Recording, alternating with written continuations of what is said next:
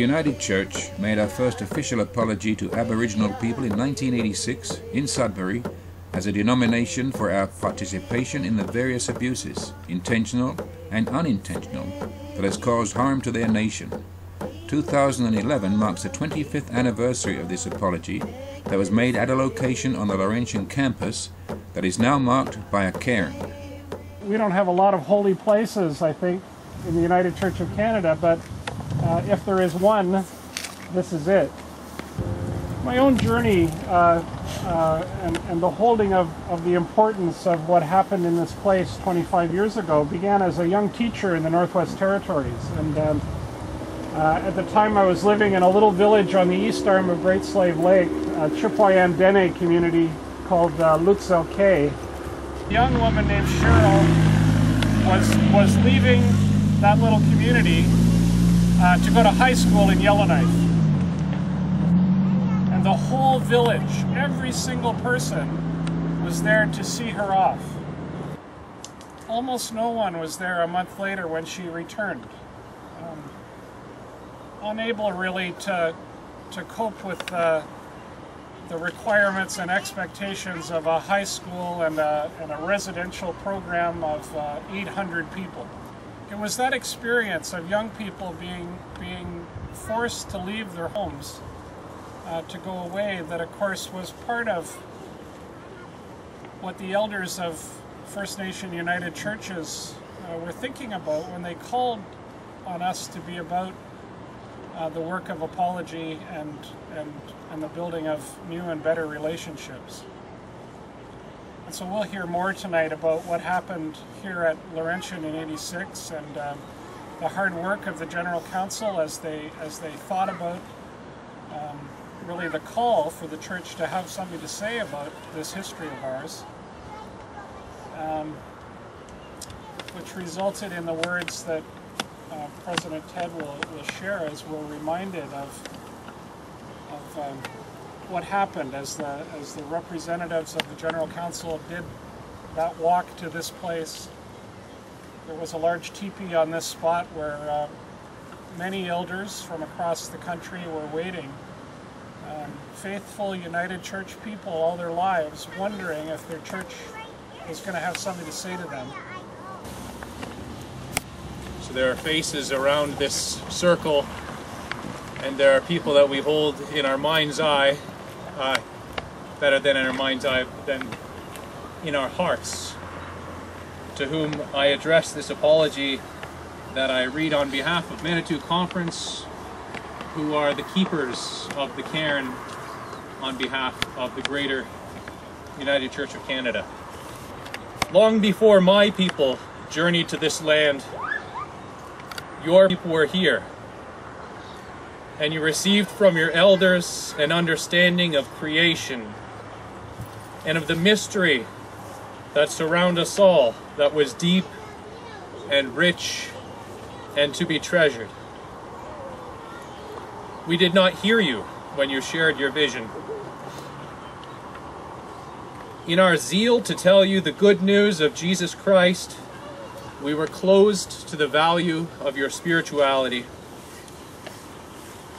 We confused Western ways and culture with the depth and breadth and length and height of the gospel of Jesus Christ. We imposed our civilization as a condition of accepting the gospel. We tried to make you like us, and in so doing we helped to destroy the vision that made you what you were. As a result, you and we are poorer, and the image of the Creator in us is twisted, blurred, and we are not what we are meant by God to be. We ask you to forgive us and to walk together with us in the Spirit of Christ, so that our peoples may be blessed and God's creation healed. I've heard Bob Smith speak quite a few times about what it was like to offer those words. What came out of that was an acknowledgement of the apology. The elders in ceremony acknowledged that they had heard those words, thanked the church for offering them,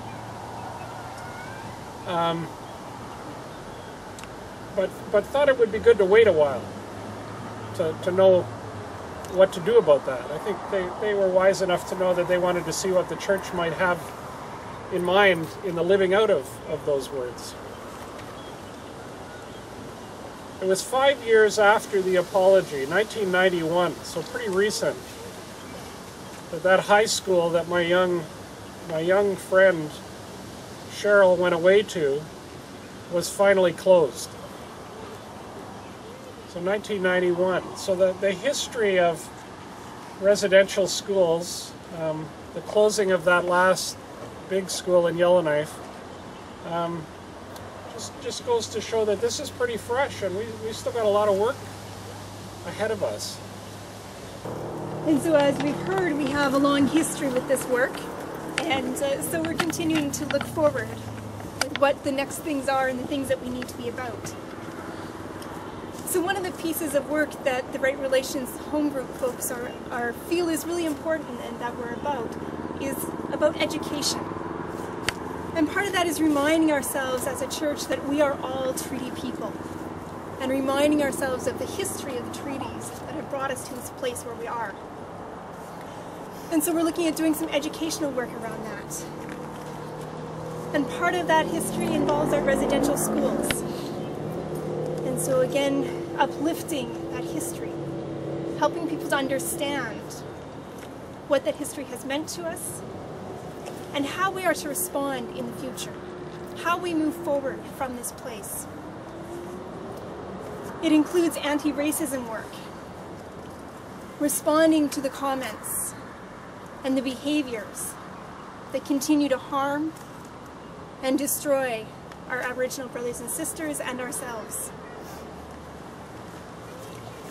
One of the other things that we need to be about is the advocacy work in regards to the UN Declaration on the Rights of Indigenous People. And so again, educating ourselves about what that document is and how we respond, how we live it out, and encouraging our congregations, our communities, and our government to really engage in that and to move forward in a good way. We recognize that this is ongoing work. It's not something that has happened in the past, but something that we are doing and need to be doing into the future.